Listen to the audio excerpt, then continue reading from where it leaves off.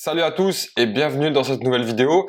Dans cette vidéo, je voulais justement évoquer quel type d'entreprise créer pour vendre sur Amazon.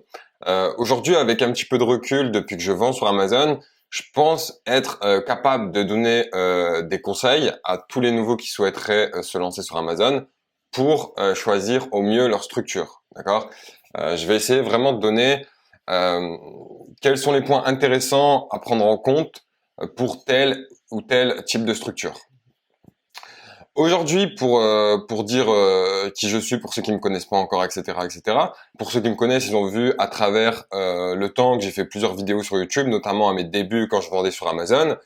Donc moi, je vends sur Amazon depuis maintenant presque 3 ans. Ça fera 3 ans en septembre 2022, d'accord.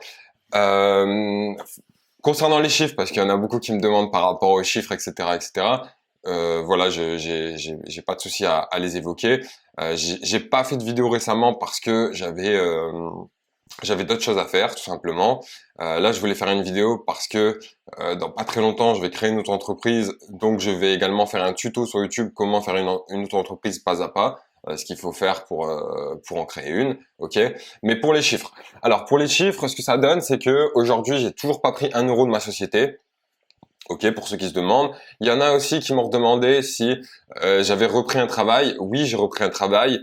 J'ai repris un travail où je travaille que le week-end. Comme ça, j'ai du lundi au vendredi pour tout simplement m'occuper d'Amazon. D'accord? Faut savoir que mon chômage s'était arrêté en septembre ou en octobre 2021. Ça fait que directement après, j'ai repris un travail pour pas commencer à puiser dans les bénéfices d'Amazon. J'aurais très bien pu puiser un peu dedans, d'accord.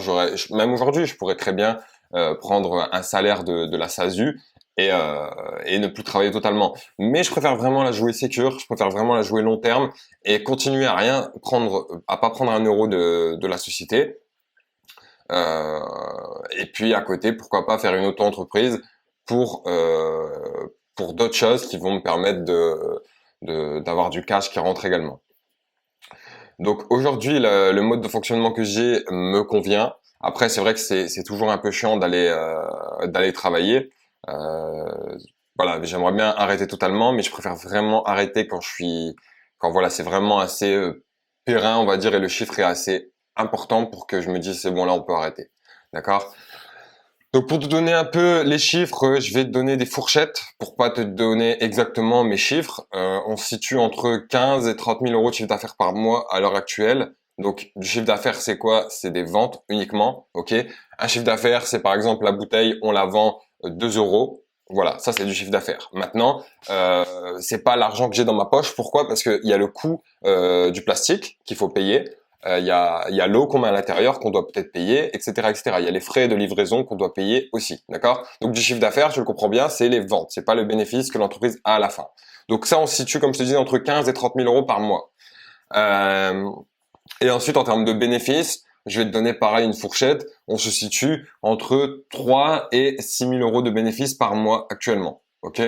Voilà, au moins tu as une fourchette. Je te donne pas les chiffres exacts, mais voilà, tu te doutes bien que il n'y a pas zéro de bénéfice, sinon il y a longtemps je pense que j'aurais arrêté.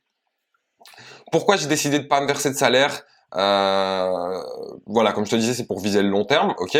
Et surtout parce que je suis en SASU, et c'est là où je prends un peu de recul et je vais te dire un peu dans cette vidéo, voilà, avec mon recul, quel type d'entreprise tu devrais créer pour Amazon. Mais si tu veux en SASU, ça n'a aucun intérêt de prendre un salaire. En gros, si tu veux, il y a plusieurs types de sociétés. D'accord, je vais le marquer ici. Tu as, pour Amazon, admettons, tu as l'auto-entreprise que tu peux créer pour te lancer. Ça, c'est bien pour démarrer, mais je conseillerais à personne de faire une auto-entreprise en e-commerce. Moi, j'ai fait ça à mes tout débuts, donc limite, on va dire les premiers mois, voire la première année que je vendais sur Amazon, j'avais une auto-entreprise, mais c'est pas du tout fait pour ça. Enfin, c'est pas du tout fait pour du e-commerce. Pour moi, l'auto-entreprise, c'est le meilleur statut pour de la prestation de service. Quand tu fais du coaching, coaching de sport, coaching aux entreprises, de la formation, voilà, etc., etc. Tout ce qui est prestation de service, ok? Mais tout ce qui est e-commerce, tout ce qui est commerce, achat de marchandises, etc., faut pas faire une auto-entreprise parce que tu pourras pas déduire tous les frais que tu peux avoir. Parce qu'en auto-entreprise, je l'ai déjà dit, mais en commerce, pardon, tu as beaucoup de frais. Tu as les frais de livraison, tu as les frais de commission d'Amazon, tu as les abonnements que tu payes tous les mois, tu as pourquoi pas peut-être un local que tu loues. D'accord. Ici, moi, par exemple, la société paye une partie de mon loyer. Donc, si j'aurais une auto-entreprise, je pourrais pas le déduire. En société, je peux le faire. Après, qu'est-ce que tu peux avoir en termes de frais? C'est déjà pas mal parce que tu as les frais de livraison, etc., etc. C'est quand même pas mal de frais qu'en entreprise tu pourras pas déduire. Donc voilà. Mais je t'évoque quand même les différents statuts. Ensuite, tu as la SASU ou la SAS. Ok, ça c'est l'entreprise que moi j'ai choisie et dans laquelle je suis actuellement. Mais ça, pour moi, c'est pas une entreprise pour se payer avec Amazon. Ça, c'est une entreprise de croissance. C'est vraiment tu es dans le but de te dire, ok, on met tout le focus pour croître la société au maximum sans prendre de salaire. Parce que si tu voudrais prendre un salaire avec ta société de vente sur Amazon, faudrait faire un autre type de société qui serait la EURL ou la SARL si t'es à plusieurs. Ok? Donc je vais mettre SARL ou EURL. D'accord? Ça, c'est des entreprises de rémunération. Là, tu fais ce type de société-là, ici, là. Ça, tu fais ça quand vraiment tu te dis, vas-y, c'est bon, je me paye avec mon activité. Voilà, ça, c'est des entreprises pour se rémunérer. Pourquoi? Parce que ici, quand tu te sors un salaire, par exemple, de 1000 euros avec ta société, ça coûtera 1500 à la société. D'accord? Ici, si tu sors un salaire de 1000 euros, ça va coûter 2000. Alors, bien sûr, après, tu as des économies d'impôts. Donc ça va être un peu plus faible, on va dire, en termes de coûts pour la société, mais les sociétés rémunératrices, donc pour servir un salaire tous les mois, c'est vraiment ça. C'est pas fait pour ça. Ça c'est fait plutôt pour du dividende, pour vraiment, comme je te disais, viser le long terme sans rien prendre. Maintenant, tu peux prendre du salaire avec ça. C'est juste que ça serait dommage de payer 500 euros de plus, que ton salaire te coûte 500 euros de plus si tu te verses par exemple 1000 euros que ce type de société où ça te coûterait 500 euros de moins, tout simplement. D'accord? Voilà. Ce type de société, donc l'EURL ou la SARL, est vraiment très bien. Comme je te disais, c'est quand tu n'as plus de Pôle emploi, quand tu es vraiment chaud pour te verser un salaire, en fait. D'accord? Mais pas quand tu es au Pôle emploi. Quand tu es au Pôle emploi, je t'encourage pas à faire ce type de société, ni une auto-entreprise. Moi, c'est l'erreur que j'ai faite au début. Quand t'es au chômage et que tu veux te lancer dans une création d'entreprise et que tu te dis, voilà, j'ai 1 an, 2 ans de chômage, c'est moi ce que j'avais au début, faut vraiment choisir ce type de statut ici, la SASU ou la SAS, d'accord? Donc je vais le mettre quand chômage, quand tu es au chômage. Pourquoi quand tu es au chômage? Parce que si tu veux, quand tu es au chômage, ce qu'il faut comprendre, c'est que tu n'auras pas de cotisation minimum à payer en SASU ou en SAS. Donc la SASU et la SAS, vite fait, c'est la même chose. Pourquoi? Parce que la SASU, c'est unipersonnel, donc quand tu es tout seul, la SAS, c'est quand tu es à plusieurs. Pareil pour là, comme je te le disais, EURL, c'est quand tu es tout seul, SARL, c'est quand tu as un associé avec toi et vous êtes deux, ça s'appelle une SARL. D'accord? Voilà. Ce type de société-là, comme moi j'ai actuellement, c'est bien quand on est au chômage, comme je le disais. Pourquoi? Parce que, je me répète encore une fois, mais tu n'as pas de cotisation minimale à payer. Ici, tu en auras. Si tu es au chômage, même si tu te verses 0 euros de salaire, faut quand même payer des cotisations. Donc c'est pour ça que c'est pas fait pour. Et ça, c'est vraiment fait dès que tu es chaud à te payer. Ensuite, l'auto-entreprise, j'ai envie de dire, c'est vraiment pas adapté du tout pour le e-commerce. Maintenant, tu peux essayer pendant quelques mois, mais je déconseillerais aux gens de faire ça quand ils sont au chômage, par exemple. Déconseille au chômage, voilà. À Pôle emploi, admettons. Voilà. Pourquoi? Parce qu'en fait, celui-là et celui-là, c'est un travailleur non salarié, d'accord? Donc tu vas devoir payer des cotisations à l'URSSAF. Ok? Maintenant, pourquoi je le déconseille? Parce qu'en fait, ce qui va se passer, c'est que selon le chiffre que tu vas faire, par exemple, tu as 1000 euros de Pôle emploi chaque mois.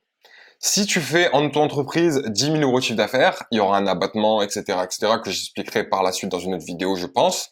Mais ils vont se dire qu'en gros, tu as gagné de l'argent. Donc, ils vont diminuer ton chômage. D'accord? Mais ton chômage durera plus longtemps parce qu'ils vont en utiliser moins. Par exemple, tu as le droit à 400 jours de chômage. Si tu as fait 1000 euros ou 2000 euros de chiffre en janvier, donc sur un mois par exemple, eh ben, au lieu de prendre 30 jours, dans ton chômage, ils vont taper que 10 ou 20 jours. Donc, tu vas avoir un chômage qui va durer plus longtemps, si tu veux.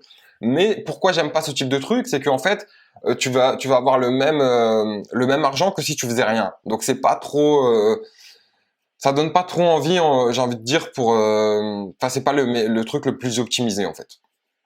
Parce que toi, tu te diras, au final, je travaille, je gagne quelque chose, mais en fait, si je faisais rien et que je restais au chômage, je gagnais la même chose. D'accord? Donc voilà. À l'inverse, quand tu es en SASU ou en SAS et que tu tapes dans ton chômage, ce qui est vraiment bien, c'est que tu peux taper à fond dedans, donc l'épuiser jusqu'au bout, et ici, sans rien prendre. D'accord? Ici, tu prends pas de salaire, mais ce qui se passe avec la SASU ou la SAS, en gros, c'est que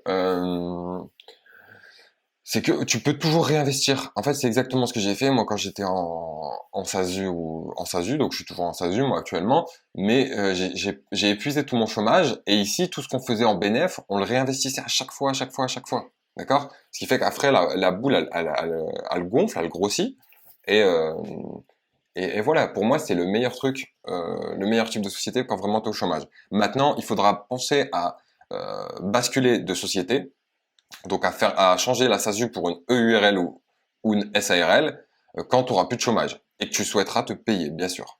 D'accord? Donc voilà.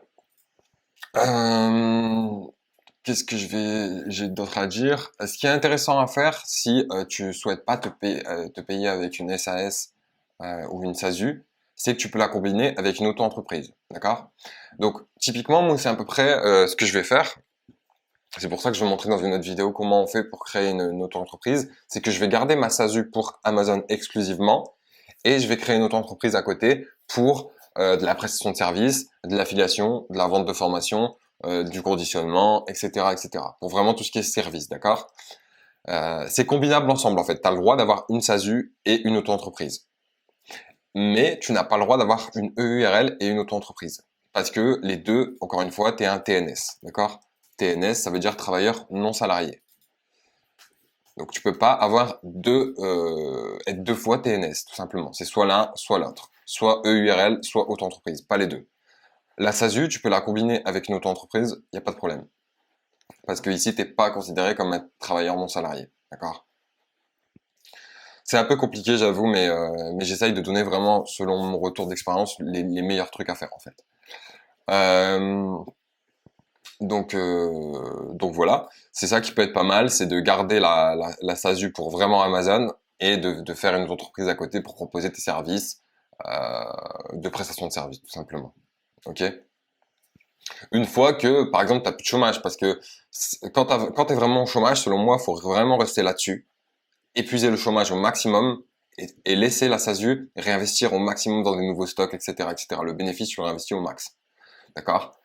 Et après, comme je te disais, quand tu n'as plus rien, que tu as épuisé tes droits, là, soit tu te poses une question, soit tu gardes ta SASU pour Amazon et tu fais une autre entreprise à côté pour proposer d'autres choses, d'accord, pour faire rentrer encore de l'argent à travers d'autres activités, ou soit tu transformes la SASU dès que ton bilan est terminé, donc voilà, ta clôture de première année, deuxième année, troisième année est terminée, tu fais la transformation pour te mettre en EURL ou en SARL, qui là, justement, comme je te disais, est vraiment bien pour se payer.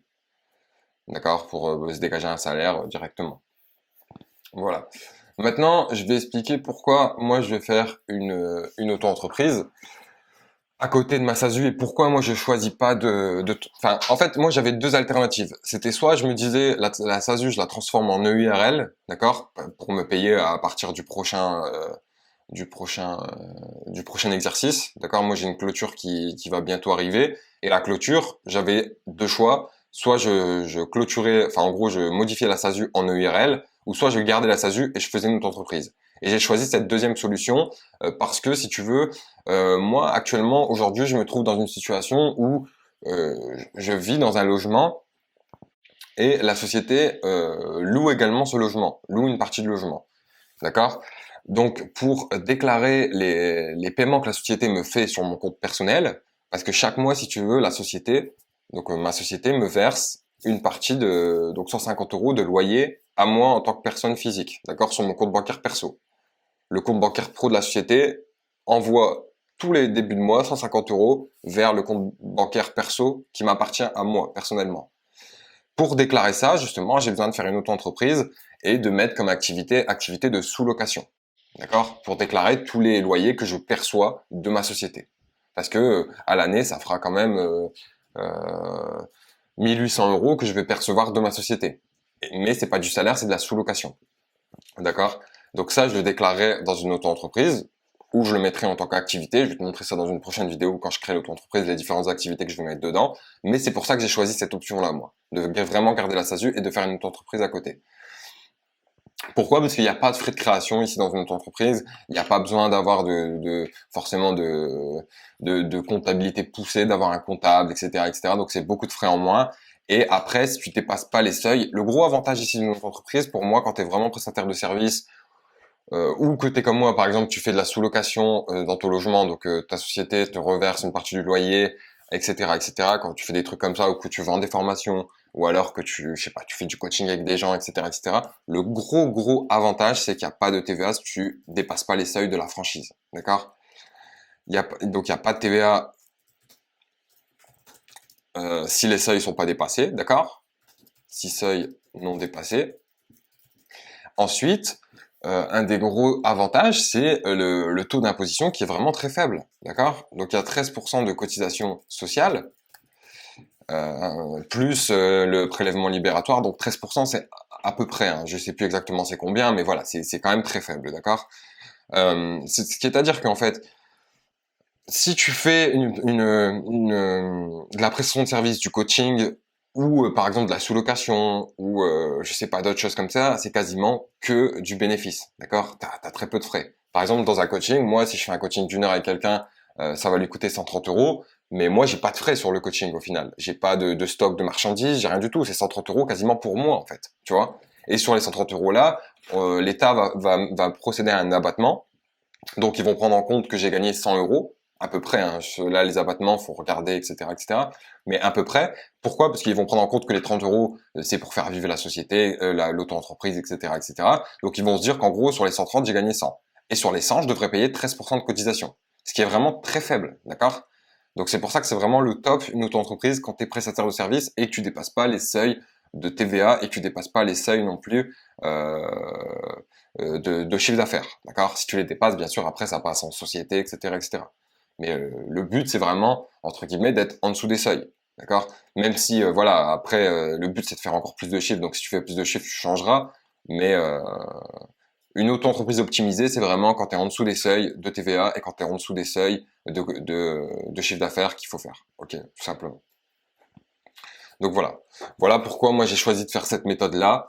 Et voilà pourquoi aussi je fais cette vidéo, parce qu'en fait, tout simplement, moi quand j'ai commencé tout ça, je ne savais pas, ok. Certes, il y avait des formations que j'ai prises, certes, j'ai essayé de me renseigner à droite à gauche, etc., etc. Mais il n'y a pas quelqu'un qui m'a dit clairement, ok, quand tu es au chômage, tu fais ça, quand tu n'es plus au chômage, tu fais ça, etc., etc. D'accord? Ça, j'ai découvert avec le temps, sur le tas. À force à force d'avancer, à force de discuter, à force de me renseigner, etc., etc. Là, moi, pour moi, cette vidéo, au moins, elle dira à la personne, ok, je suis dans quelle situation? Je suis au chômage, je sais que je dois faire ça, je dois épuiser mes droits au chômage et rester en SASU et tout réinvestir. Et une fois que j'ai plus de chômage et que ma société et que le chiffre d'affaires et que le bénéfice est assez gros pour m'en verser un salaire, dès que, dès que la clôture du premier ou du deuxième exercice arrive, je transforme la SASU en EURL. Première solution pour me verser du salaire si la société est capable de verser un salaire, d'accord? Si la société, par exemple, est capable de ici verser, je sais pas, 1500 € de salaire net, d'accord? Il faudra qu'elle paye, donc ça va être 1500 fois 50%, en général, à peu près. Donc on va faire 1500 fois 50%. Il faut que la société est capable de sortir 750 de cotisation sociale, d'accord? À l'URSSAF. Donc ça sera l'année 2 qu'il faudra le payer, mais il faudra le laisser de côté dans la société. Donc ça fera 1500 plus 750. Voilà. En gros, dès que tu vois que par exemple, tu fais assez de bénéfices pour pouvoir sortir ça sans que ça mette en péril ta société, d'accord? Donc qu'il y a encore du bénéfice pour racheter du nouveau stock, qu'il y a encore du bénéfice pour lancer de nouveaux produits, etc., etc. Bah tu pourras te dire, ok, si j'ai 2250, je pourrais me verser 1005 net parce que je sais que j'aurai les 750 de cotisation que je serai capable de donner, d'accord? Et justement, après sur ça, il y a aussi une économie d'impôt sur les sociétés que tu auras à la fin de l'année. parce que justement sur les cotisations, donc ici, il y a un certain pourcentage qui est pris en compte et qui viendra déduire ton impôt sur les sociétés, d'accord? Tant que tu fais pas ça, d'accord? Ou même ça peut être 1000 euros, hein, ça peut être 1000 euros ici, d'accord? Ça dépend en fait combien tu veux te verser en salaire. Moi, je te conseille vraiment de prendre le minimum possible. Après, voilà, tu fais vraiment ce que tu veux. Mais ça peut être très bien être ça. Si tu veux te verser 1000 net, ça coûtera 1005. D'accord? Ou si tu veux te verser, je sais pas, 500 net, admettons, ça coûtera 250 ici de cotisation, donc ça coûtera que 750 à la société. Quand tu es dans ce type de truc-là, hein, quand tu es en EURL ou en SARL, d'accord? Voilà. Donc voilà, et après, comme je te dis, dès que ou alors, comme je te disais, ouais, tu as une deuxième solution pour revenir là-dessus, c'est que tu peux très bien décider de rester avec la SASU et de faire une auto-entreprise si tu es capable de générer de l'argent à travers du coaching, à travers de la prestation de services autres, par exemple du conditionnement de produits. Voilà, du conditionnement de produits, ça peut être une bonne activité aussi, parce qu'aujourd'hui, il y a beaucoup d'entreprises qui ont besoin de gens pour conditionner leurs produits, tout simplement, prendre des produits et les mettre en packaging, ok.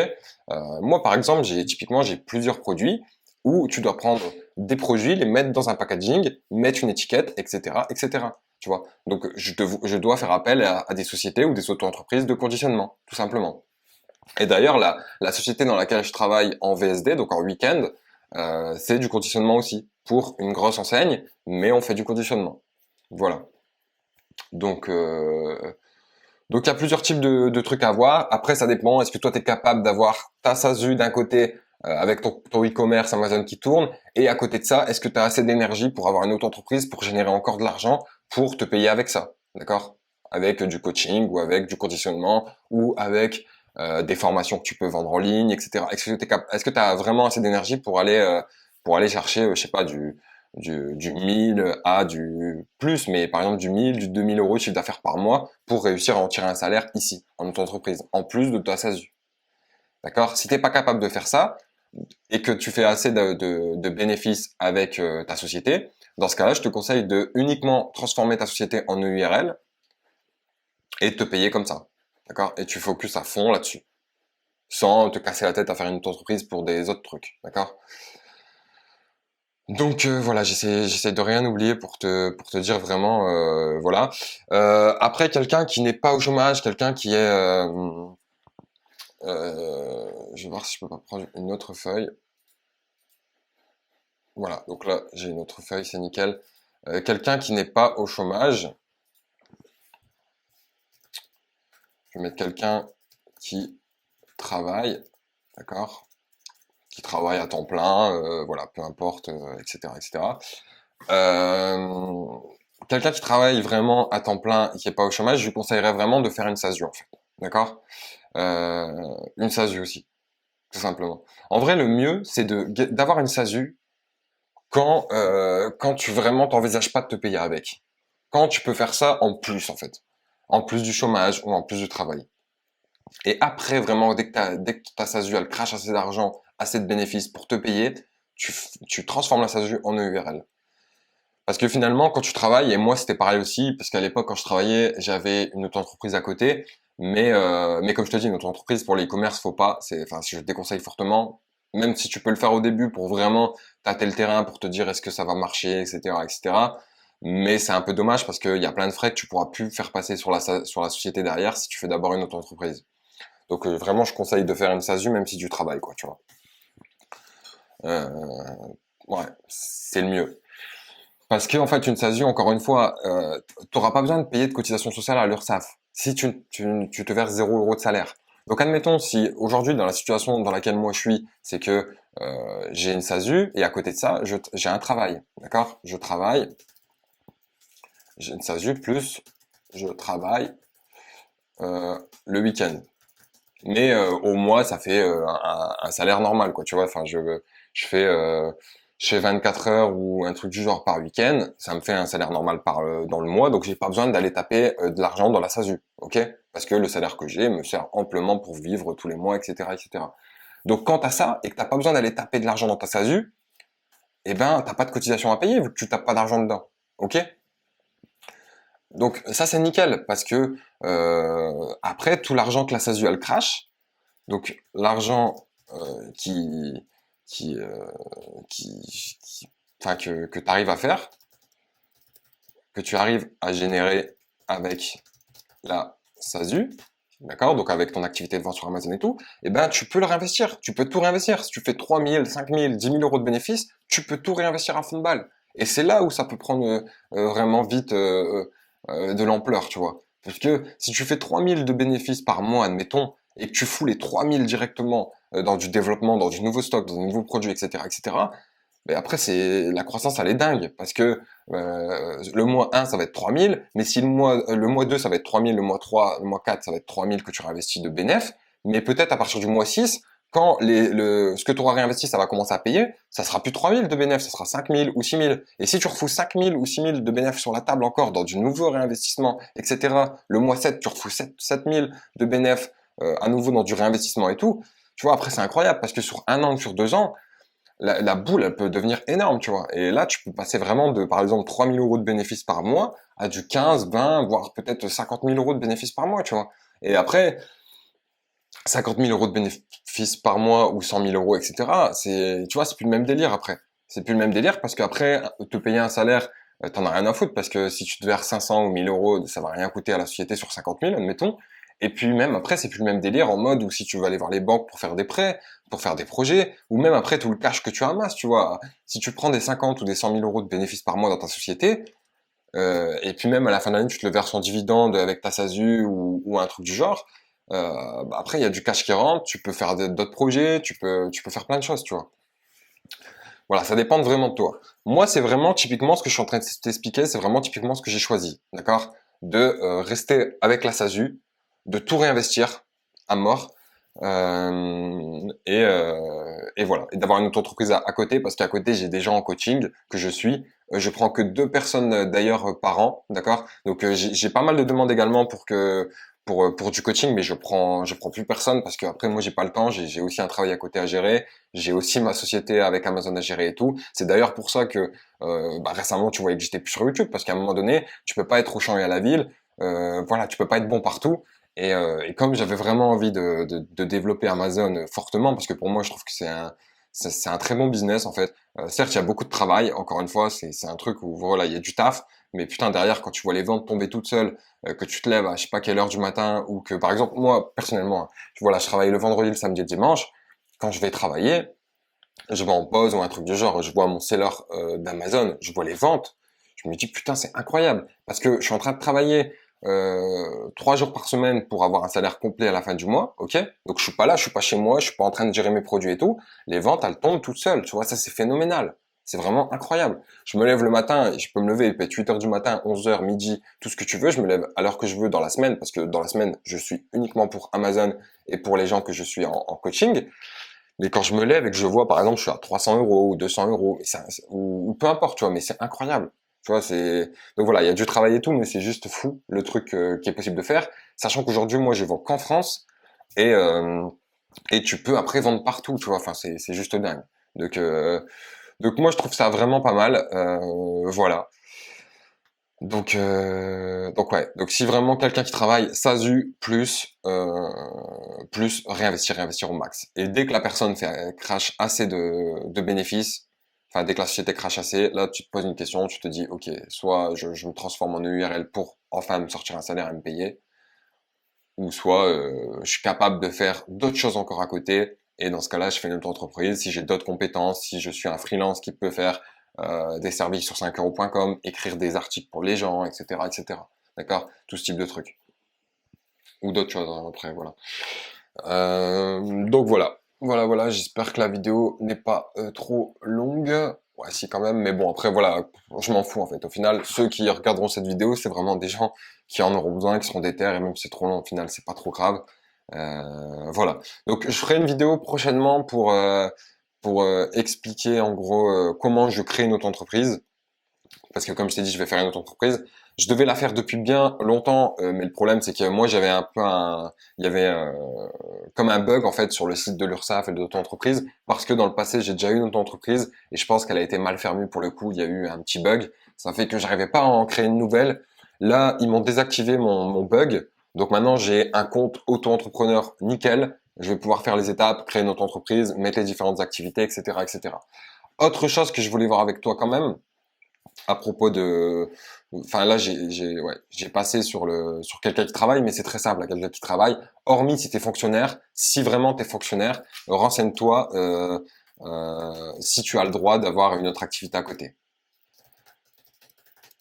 Renseigne-toi si tu peux, ok? Mais si t'es pas fonctionnaire, euh, si tu peux avoir une activité à côté. Voilà.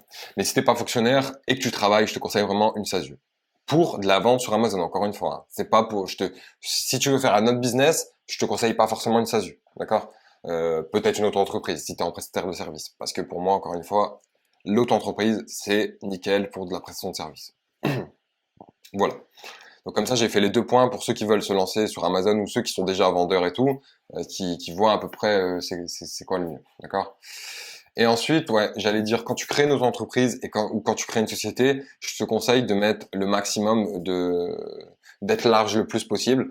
C'est-à-dire, par exemple, quand tu fais une auto-entreprise, n'hésite pas à mettre d'autres activités. Par exemple, tu verras dans la prochaine vidéo que je ferai que moi, je vais mettre plusieurs activités. Activités de sous-location, donc pour montrer, enfin, pour pouvoir déclarer les loyers que je perçois de ma société chaque mois. D'accord. Je vais mettre activité de conditionnement. Si des fois moi je suis amené à conditionner certains de mes produits, etc. Ben c'est des trucs que je vais facturer de mon entreprise à ma société. D'accord. Je ferai peut-être pas ça tous les mois, mais si des fois ça m'arrive de le faire, je vais pas hésiter d'envoyer une facture à ma société. Ben voilà pour faire pour le déclarer dessus en fait le travail que j'aurais fait. Parce que c'est une autre activité. C'est pas du commerce, enfin c'est pas de la vente, c'est du conditionnement, c'est un autre secteur d'activité. Ensuite, à part ça, il y a quoi également que je vais mettre? De la formation. Si je suis amené par la suite, j'en sais rien, peut-être l'année prochaine, dans 6 mois, à refaire de nouvelles formations. Et puis même, j'ai des formations qui sont aussi disponibles sur mon site et tout. Voilà, ça passera sur l'auto-entreprise. Pareil pour les gens que j'accompagne en coaching, ça va passer sur l'auto-entreprise aussi. Tu vois. Mais essaye d'être large, parce que plus tu mets d'activités, ben après plus t'es tranquille, parce qu'après si tu veux rajouter des activités, etc., souvent je crois qu'il faut payer pour des modifications, greffes, etc., que ce soit une auto-entreprise pardon, ou une société, etc. Voilà, souvent faut payer pour rajouter des activités ou modifier les statuts et tout ça. Donc n'hésite pas à être large dès le début. Et après s'il faut tu refermes, tu resserres. Si tu as été trop large et que d'un coup tu veux vraiment resserrer sur une activité, et ben c'est pas grave, tu modifies les statuts et tu mets l'activité en question. D'accord? Donc voilà. Et, euh, et puis voilà, c'est tout. Après, je pense que c'est tout ce que j'avais à dire pour une auto-entreprise, enfin pour quel type d'entreprise pour vendre sur Amazon. Voilà. Écoute, j'espère que ça t'aura servi. Si vraiment t'es pas encore lancé, ou si t'es lancé, j'espère que voilà, si tu pourras te dire ouais, vers quoi je vais m'orienter. J'espère que ça pourra t'aider aussi. Et après c'est tout. Voilà, je te dis à bientôt pour une prochaine vidéo. Ciao, ciao.